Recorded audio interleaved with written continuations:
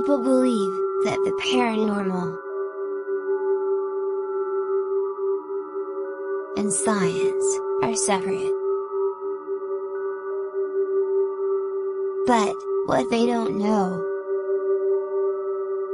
that they are both joined together as one. Join Ben and Louisa on their quest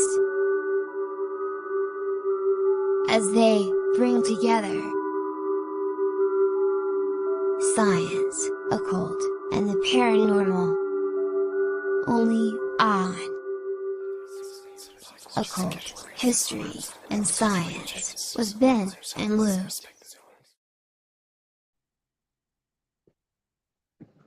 Sorry about that, guys. We just had a bit of a puppy incident.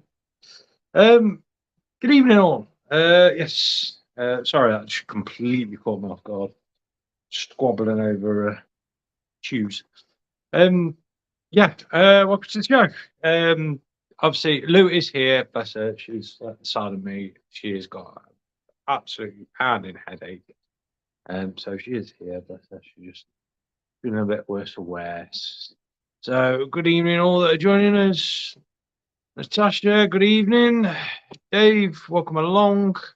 As always, guys, any questions, paranormal questions, feel free, as you just saw a hand come over. Feel free to obviously ask away anything and everything. So, I was going to cover this show, was going to be about the technique. I think how to word this. The sort of technical advances that are going on at the minute out in America, where they're trying to open a portal to another dimension. I am busy getting a friend out of there to drag over some research for him because I've not had a chance to do it myself. I won't lie, it's been a long weekend for some bizarre reason. It's been a bit of a tiring one, hasn't it? We haven't really done much. Well, I think that's why it's been tiring, is the fact that we've not done much and it's caught up with us. So, tonight we are going to be revisiting the information on the Devil's Toy Box, because those of you who aren't aware, my face has popped up on shows. One was mentioned in the Devil's Toy Box, and the recent one that came out Friday. I was talking on the show about elemental guardians or graveyard spirits / guardians. I've had quite a lot of people text me, so it was easy enough to just explain this away. Mum, if you're listening or watching this back at any point, this is where I'm going to explain to you, because I'm not doing it over and over again. So, big shout out to everyone else. Hello, Jeanette. Welcome along. Hello, Jess. Hello, Wandering Willow. So, again, as normal, fire any questions you have. So, let me just get me drink. I'm on orange juice again tonight. So, Devil's Toy Box. At this current moment in time, guys, if you go check out our partners, Haunted Stoke Museum. Did I get it right for once? Close enough. That's quite long. It's like the Haunted Museum and Spirit Shop Stoke. That's it. Haunted Museum and Spirit Shop. Spirit Shop. At Stoke-on-Trent. If you go check out their page now, join their subgroup. Go join their subgroup. They are doing a lockdown for 72 hours, I believe it is. And they are ironically investigating the Devil's Toy Box that they currently have in their possession. It is with our partnership from us. It's worth going and have a look. So, Devil's Toy Boxes often get mistaken for other things. What did we have mistaken as? Divot boxes. That was it. Divot boxes. And something else as well. I remember watching a show with Witch's Box. That's it, Witch's Box. Yeah. So, they're the Devil's Toy Box. is obviously is a construction of, in this case, a box with mirrors all inside. I say go check out the one Haunted Museum, or obviously if you go watch Help My House is Haunted, there is one on there that is explained. They are for trapping spirits / negative energies. For some reason unknown to man, they don't seem to attract positive energies. It always seems to be the darker, more aggressive, negative energies. We're not using the D word here because I don't like using that word. Sorry, guys, my throat is as dry as badges behind. So that's just the basic quick rundown of that box to make it easier to get into the fundamental basics, shall we say. So how they work is we know mirrors act as portals. We know spirits pass through portals. There is many amount of documentation of this, of spirits disappearing into mirrors. I think Barry's got a few, hasn't he? Out My House is Haunted. I think they've got a few where they've seen spirits disappear into mirrors. I think it was that episode where they had showed stick figures disappearing into mirrors. As much as we hate them, Ghost Adventures, they've got a lot of that sort of thing as well. Annette, I'm going to the Haunted Museum end of April if it all goes well. Oh yeah, I think that'll be about right. What time we go down? It's at the beginning of April, end of April. Yeah, we are there at the end of April ourselves, doing a talk. So yeah, the first one's sold out. The second one's sold out. We've got to arrange a third one because they all seem to sell quite quickly. But yeah, you'll love it there, Annette. Honestly, brilliant place, absolute brilliant place to go to. We saw that one; it was great. Oh, thank you very much. So yes, portal mirrors, e.g., act as portals. So let's get down to the fundamental sort of, I'd say, scientific explanation of it. So light refraction and singularity points within light and mirrors. So the spirit will enter a mirror. In this case, it will be our devil's toy box. It will go in and it will suddenly find that it is in what's known as a mirror of hall. Hall of mirrors. Now, if anyone's ever stood in front of a mirror with a mirror behind, you'll know what I'm on about. There is reflection upon reflection upon reflection backwards. So you imagine that you're now stood in a room where every single left, right, up, down, front, back are nothing but mirrors. You cannot tell which way is up.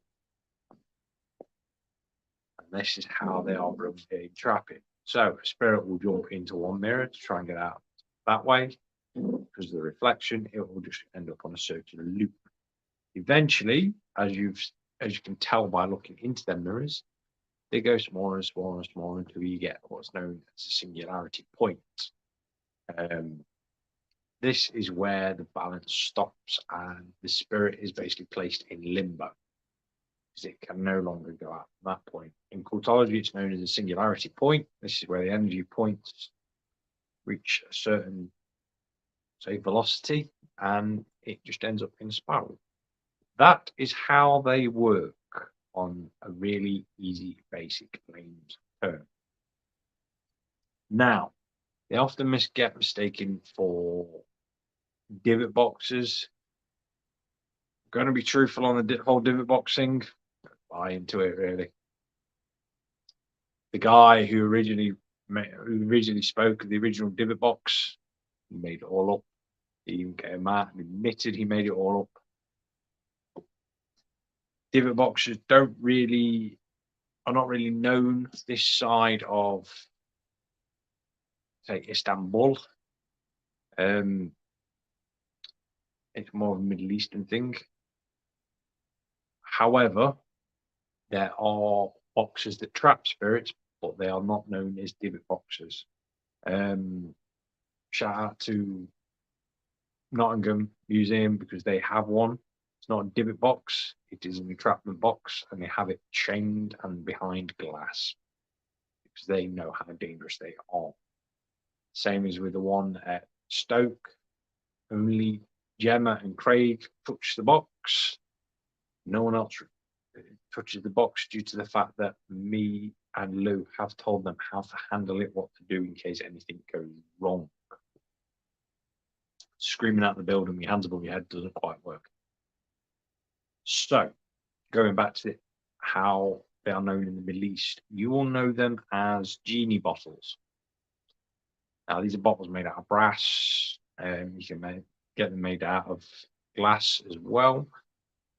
They are also designed to create a singularity point inside the mirror, inside them, basically, to hold the energy. To put it a different way, they're basically like Hadron Collider. They'll just send the energy around inside the box, and it'll just build and build and build and build and build and build. And eventually it'll build so much that it starts burning out itself because it can't go anywhere. And then it'll run down to nothing. And then because of the speed it's at, it'll still burn itself back up. Obviously, energy can't be destroyed. It can only be increased or decreased. These boxes, devil boxes, are just designed to what's the word? Not control, sort of moderate the energy flow. What goes back a bit? Sorry, guys, she's really feeling it at the minute. It's not been well for the past 2 days. Been a bit off. Yeah. Hey, Robert. Welcome along, Robbie. Nice to see you. Just spotted you on. Yeah, I know it was a bit of a last minute. I sort of saw I hadn't done the show yet, so I have to admit, hands up, I completely forgot. But yes, so that's that. Anybody have any questions? If you go towards like going back towards like the name divot box, if you go towards like Jewish stuff, and what they used to do was to attach the bad spirit to a dollar. Yeah. Great dollar and pop it in the box. I think that's where part of the story and this got a bit kind of wrong. I don't know if you guys heard that or not. Lou was saying one of the misconceptions is that in Jewish, say, cultology, because it's easier than explaining the fundamental differences.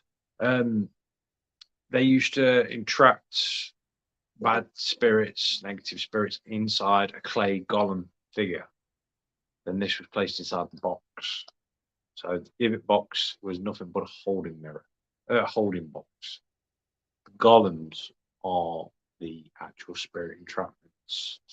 Wow, 2 seconds. Robbie, the devil's toy box flattened the enemy of what's inside and it became stagnated. I buried a few in my time.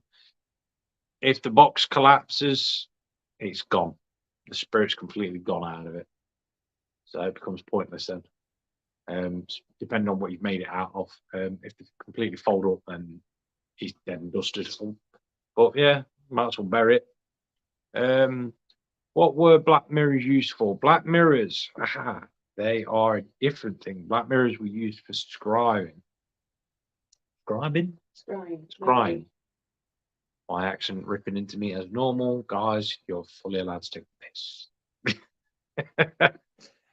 Yeah, Natasha. Black mirrors or obsidian mirrors were used for scrying, or they were used for what's known occultology as dark summoning. This is not to be mistaken as being, oh, it's evil just because the word dark. It's known as dark summoning because the image that you're looking to in a black mirror is dark. It was known that you do a dark summoning for any beings that are beyond capability. So that would be angelics because they come with mass light attached to them because they are positive energies. So you'd use a dark mirror to make sure they don't blind the living hell out of them. So yes, hopefully that explains that one a bit for you. What was I trying to say something else? Can't remember what I was going to say. Sorry, guys. I'm rambling a bit because Lou's not here to slow me down. Shouts to make sure I slow down, because if not, I just go on a tangent. I'm a little bit crazy. Made from wood, but put it in a second metal box before putting it on the hollow ground.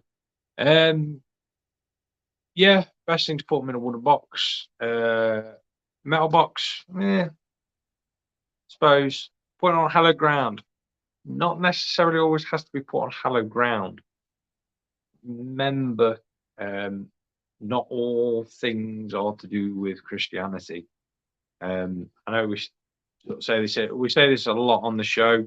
We mean no disrespect to people of other beliefs. That's down to them.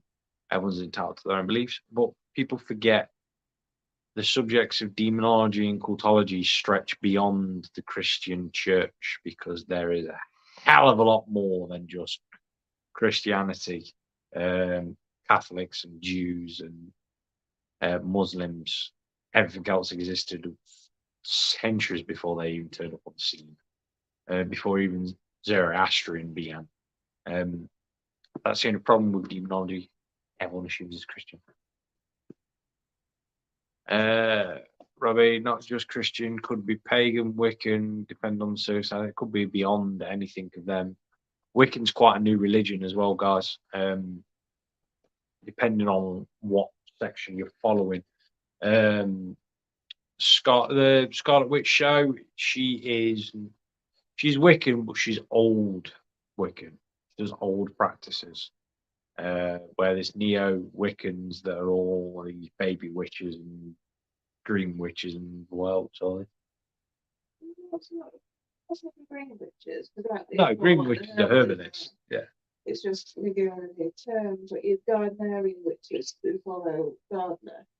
Yeah. Anyone that follows Gardner, you're only about 60. You're only from the 60s. It sounds important. They had a massive. Yeah, it won't be. Yeah, 60s with the hippie movement. Yes, that's where I had Yeah. Wandering Willow, I'm old Wiccan too. Yeah, it's honestly, if someone calls you a witch and you just laugh and go, okay, then you're old school. If someone says you're a witch and Wiccans tend to overreact and go, oh, it's just my face. Like, yeah, you're too young.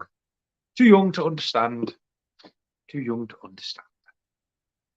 But yes, so that's that one. That's I can't remember what question I was answering. I think I was answering.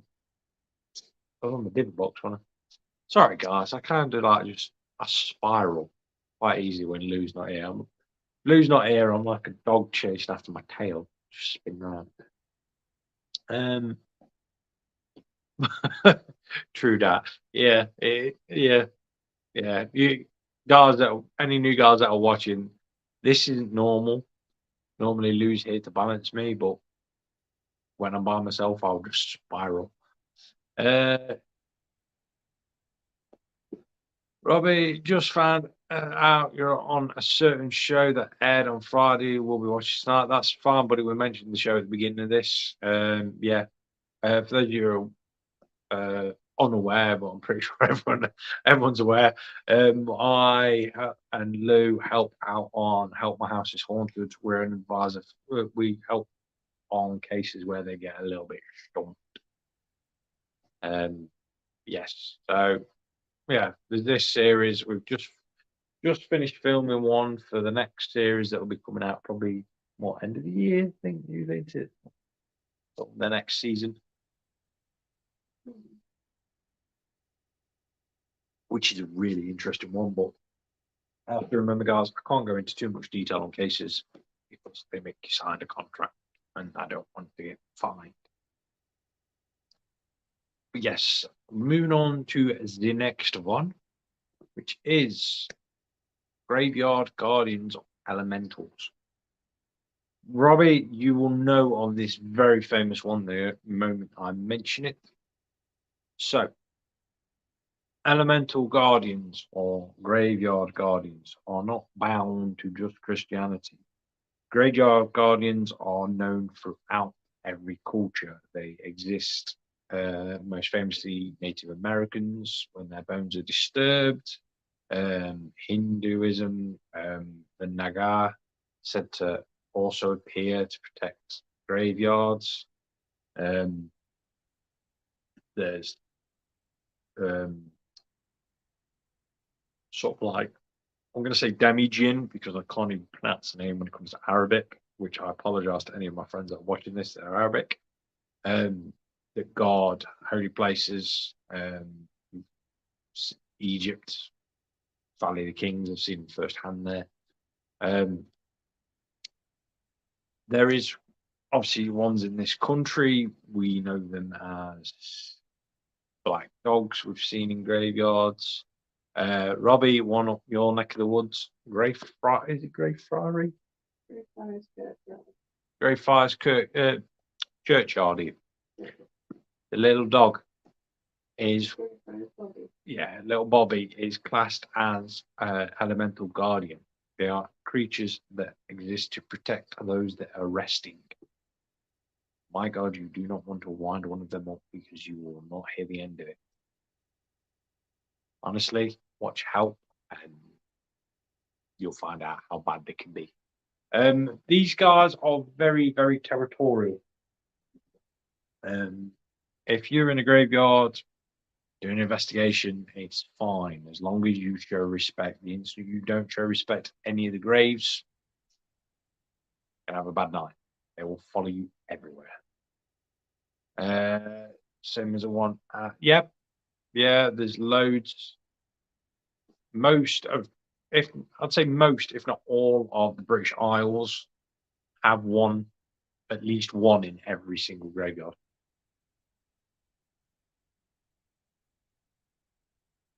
Even the one up in the Peak Districts, Ames, isn't it? Plague Village. Oh, Even. Eames, they have one. I know the one in Edale has one. Because that was supposed to be the last sighting of a werewolf in England. Just a random bit of information there for you.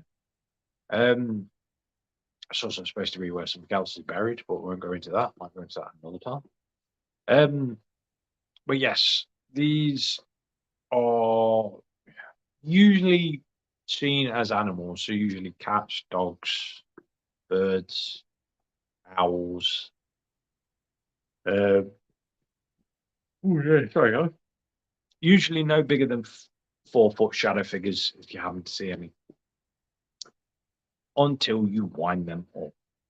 Then if you wind one up, it gets far, far, far worse. They will follow you home and they will bombard you until you go back and mend or make amends for what you've done.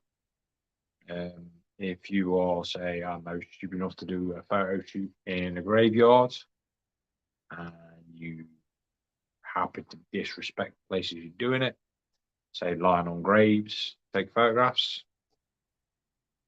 it's going to come after you and it won't stop until certain words are said. Now, this is the only time, and I mean the only time, you would ever, ever, ever hear a demonologist say on show that Latin is used. It's the only freaking time I'm ever going to say that Latin gets used. Never gets used for summoning demons. Demons don't speak bloody Latin. No one speaks Latin because everyone hates Latin. But this is the only time Latin gets used because when it comes to graveyards, it is different because they are around churches and Latin would be used. Yeah, that's the difference between a graveyard and a cemetery. Don't know why. I just want to feel like I know I can give a random fact for the day. That was the best one. You've seen a graveyard and a cemetery. A graveyard has a church in it. Oh, it's on the church, on church ground. Cemeteries on a graveyard. Oh, well, Bill. Sorry, mate. I've only just seen your message. I'll give you a shout after the show. Graveyards. What do you mean? Confused? Graveyards? Just the share, Bill. I can't remember what I was going to say. Kind of lost track. Oh yes, using Latin in a graveyard.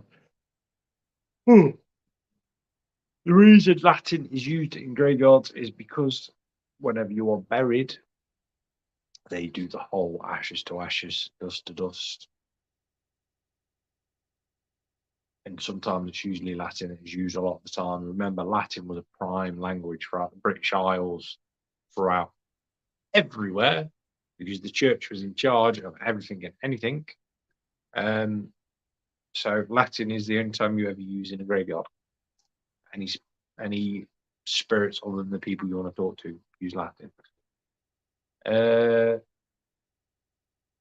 I love graveyards and cemeteries. Yeah, they have a nice peaceful era about them, as weird as that sounds. If it winds me up when people disrespect the last resting place of anywhere. I don't know why, but if I see it on TV, I want to strangle them. We're the same. I think everyone is in general. It's a massive disrespect in my eyes. Where my mum used to live, where I grew up, at my mum's, there is a cemetery that holds every different religion going. Everyone's buried there, and there is a lot of respect between all different religions when it comes to it.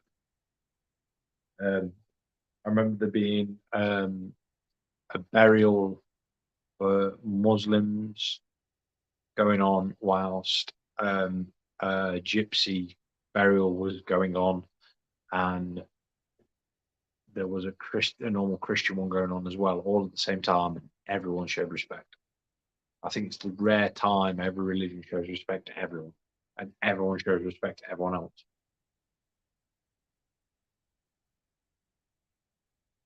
It's nice to see. Oh, 2 seconds, Wildbelt. I'll answer your comment. Ashes to ashes, dust to dust. I'm giving it a head start. I'm going to be cemetery or on a funeral pyre. I don't think you can do funeral pyres in America, can you? I know an old instructor of mine had a funeral pyre done, and he was in the Highlands, but that was organised because that was his last wish, and everything was paid. We had to have police on site and everything like that. Everything had to be fully. Oh, it was a bloody nightmare, but it was worth it. Oh, interesting. Didn't know that. But yeah, you'd be able to have one then. Oh, that's pretty cool. I know Native Americans can. Yeah, it was the main it was the main way of people dying for centuries.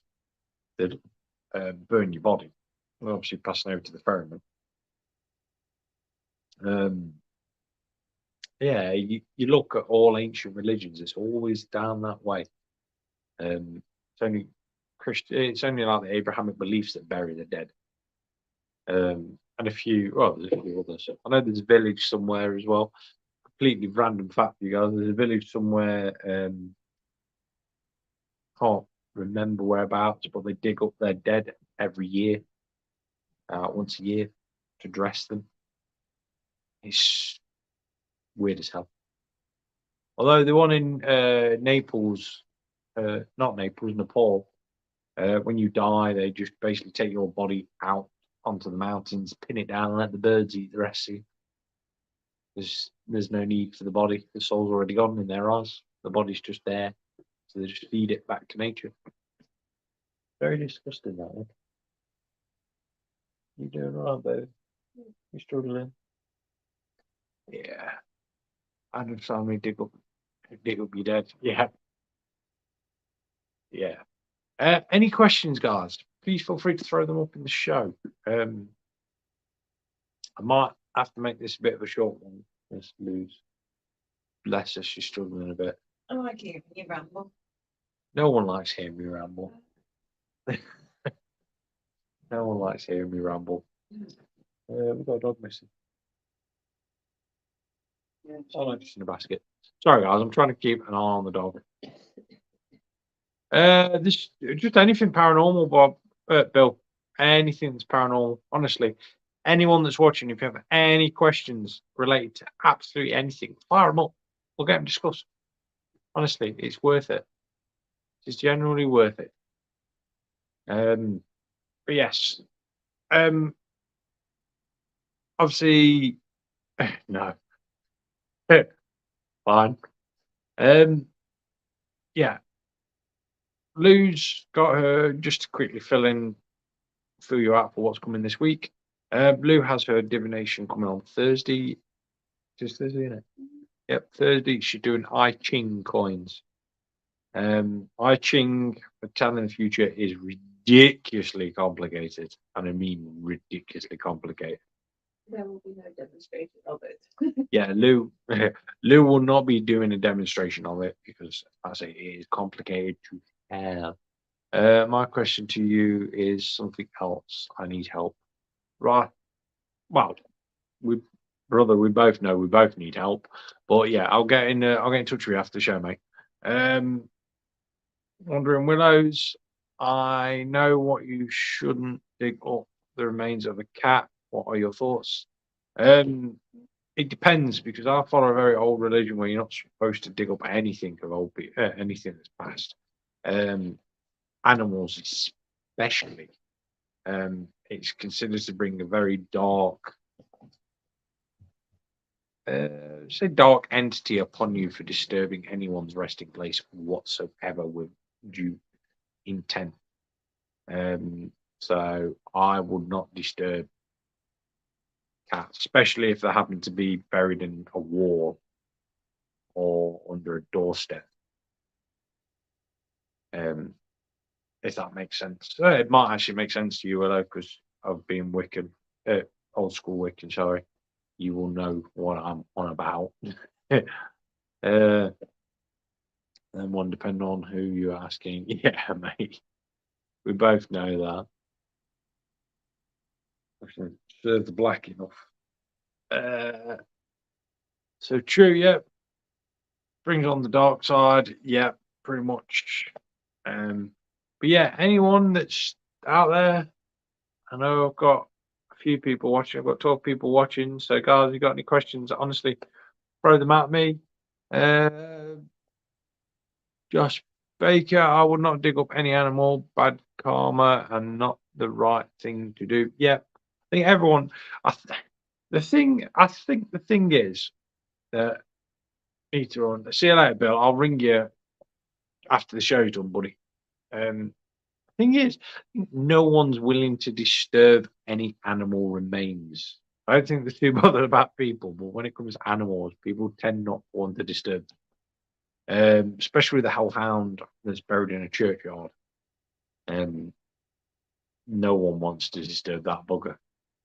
Because it's said if you disturb that, it will rise again to reclaim. Oh, yeah. Sorry, yeah. It will rise again to reclaim souls.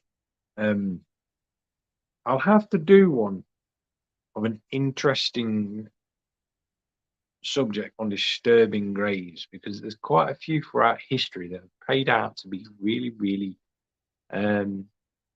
interesting, shall we say. Like the one that was disturbed in the war by the Russians, and then Germany invaded, and then they returned the body finally back to the grave, put it back to normal, and suddenly the Germans started losing the war. Coincidence, maybe, but I'll do a show on burial places. It might even be the main show, but I'll definitely do a show on it because some of them are interesting, very interesting. Some really good ones. But yeah, guys, honestly, feel free, fire more questions, honestly. Oh dear. Sorry, guys. I always start yawning about this time of night, even if I've been asleep. Yeah, guys, honestly, keep firing them away. I think what we've got Friday as well. I'm not sure on Friday's show what we've got. We'll get an advertiser up for that soon. Say lose Chings. She won't be doing a demonstration because they are really ridiculously hard and one of the oldest ways of telling fortune that survived. Really interesting as well. Today's special day today. Is that this Saturday? Oh yeah, Saturday. This Saturday, Kate, who is a member of our team as well, but you tend to see her mainly in the comments, will be interviewing the one and only Damon. So if you've ever wanted to get any personal questions in for people, fire them away. Kate will be there to obviously ask her own questions and take on your guys. Any other questions? Willow, how did you get into cultism? I'm not into cultism, I'm into cultology. There is a gentle difference. Cultism is when you are belonging to a cult. I study the occult. I got into it at a very young age. No, you're fine, honestly. Well, honestly, it's sort of the same mistake. It's the same mistake Wiccans get. So, an occultist, cultism, if you say that to some of them, they'll go, oh, yeah, it's to do with like the cross being upside down and it representing Satan. It doesn't. Upside down cross is one of the most holy relics you can ever see in Christianity. So, fire that home if they ever say anything. No, I've been studying for years, and I mean years. I think I was 10 when I first started looking like fascinated by the symbols, and then it was I think I was 14 when I started actually fully studying it. It's the history and the artwork in cultology. Like one symbol can mean this, but if you connect it to another symbol, then this happens. And if you bring in this symbol into the mix and all that lot, and it just spiraled from there. I'm like, what, 33 now? And I'm still learning. My my teacher at the time, he was well in his 80s, and he was still learning. Anyone that ever says they've learned everything is lying. You can't learn everything in cultology or paranormal, for example. That's one belief we strongly stick by in this show. No one's an expert until you're dead, kind of thing, bad as it sounds. But there's the truth. But yeah, that's sort of what got me into it. So I hope that kind of answers your question a bit. But yeah, I've actually hit a brick wall. First time. Hit a brick wall. Don't actually know what to say. Yeah, anyone got any other questions? Feel free. Fire them up. If not, I will start wrapping it up. Oh.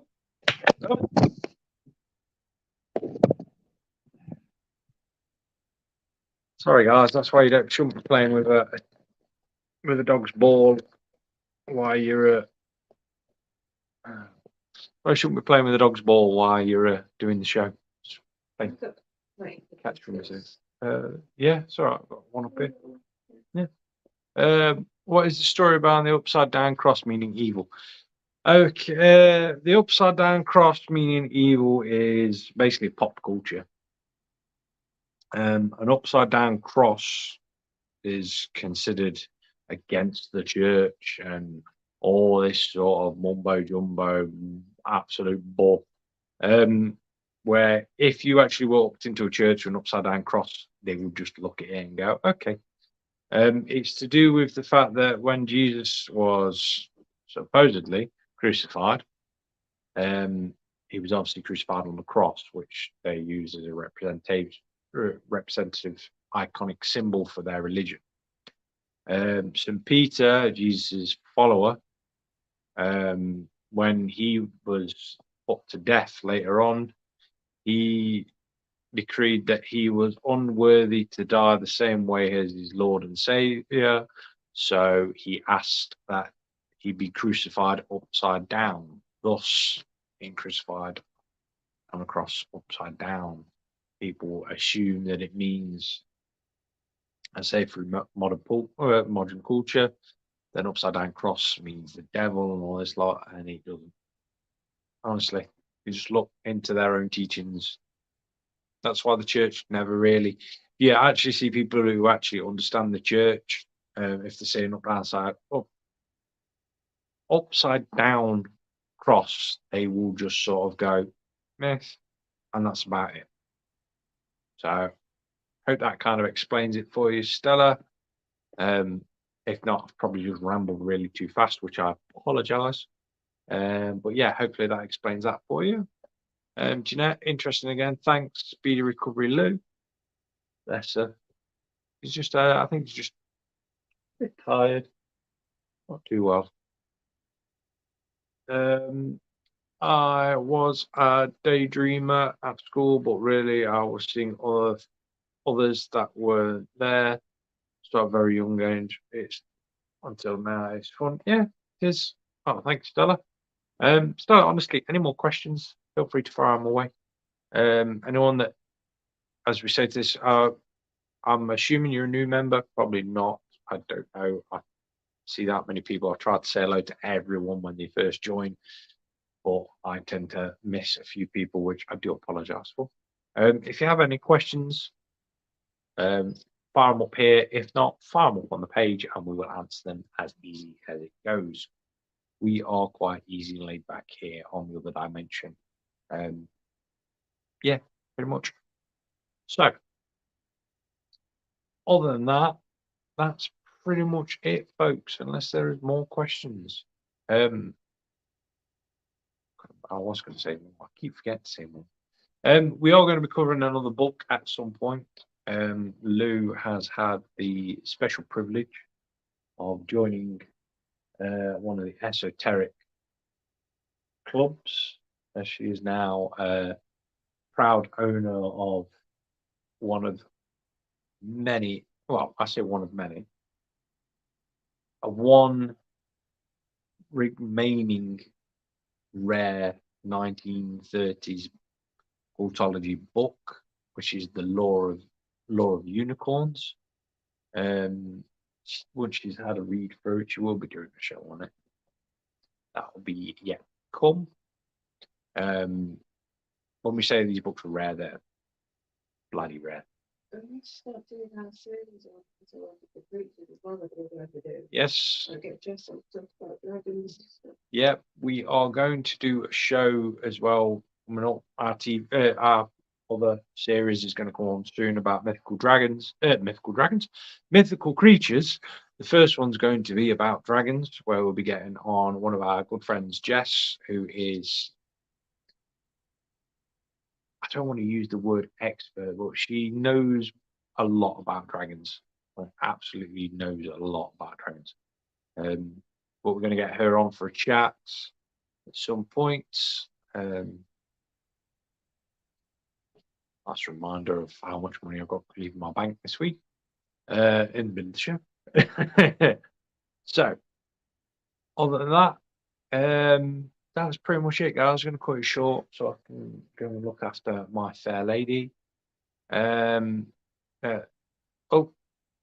Speak of the devil. Jess still sorting my book out. No rush at all. We'll get it all sorted soon. I'll be covering in that probably the law of wolves, which is obviously werewolves, hellhounds, all that sort of stuff. We'll cover all the bits and bobs as well in it. I'm going to do a show as well soon on individual gods at some point as well. Get Damon on there to do the Nordic ones. Get Lou probably to do the Sumerians again at some point when she's up and back to full strength.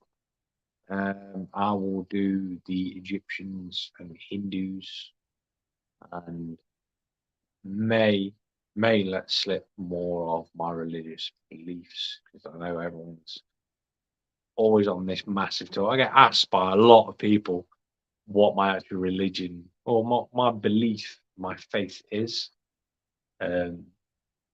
Still not going to tell anyone. But yes, that's it. So, guys, honestly, I was going to say, oh, like, if anyone who watching it watches that house started, they'll see you introduced as a demonologist, but you're on here to talk as an occultologist. Yeah. Not to explain. yeah, on, as Lou's just said, on Help, you will always see me introduced as a demonologist. That is because on the show, they like the word demonologist because demon sells. However, I am, and as we do on here, I am a occultologist professor. Wait for the cheeky smile. So that's to giggle when that title comes out, and anyone that knows me will always giggle at that title because I hate it. But it is the truth. I worked hard for my bloody PhD. But yes, I am an occultologist and a demonologist, but occultologist first of all. But yes, so if that explains the confusion for how my house is haunted, hopefully that squares it up a bit. But yes, so other than that, guys, it's been a pleasure as always. Stay out of trouble. Don't forget, Thursdays, Lou's show at Lou's show, Thursdays, 8 o'clock, only on The Other Dimension. If she's feeling better, guys. If she's not, I'll be banning her from coming on because obviously I would prefer her to get well rather than be suffering. You've got no chance. But yes, guys, that is it from me. That is it from Lou. For once in a life, the puppies have been quiet. Yeah, yeah, they've had a mass telling off. And that's it, guys. So we'll catch you during the week. And that's it. So good night, guys. Be safe, be well. Don't do anything I won't do, which ain't a lot. So see you later, guys, and be safe and enjoy your week.